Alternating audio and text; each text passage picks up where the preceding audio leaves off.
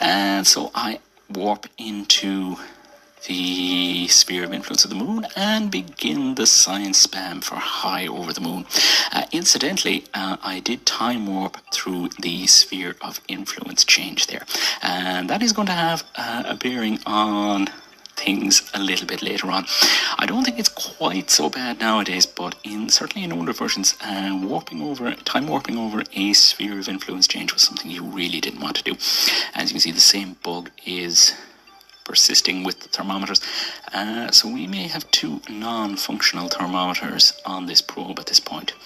Anyway, I think we're going to warp in towards the surface of the moon, get ourselves down to periapsis, and start getting some of the low science. And here we come in over the surface, dropping back the time warp because we are coming close to our periapsis. And just checking the time to periapsis, I realise we have something of a problem.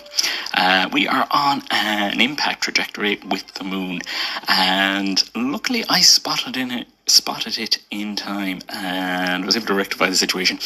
I think it was to do with the warping over the sphere of influence change. It's not something you want to do in earlier versions of Kerbal.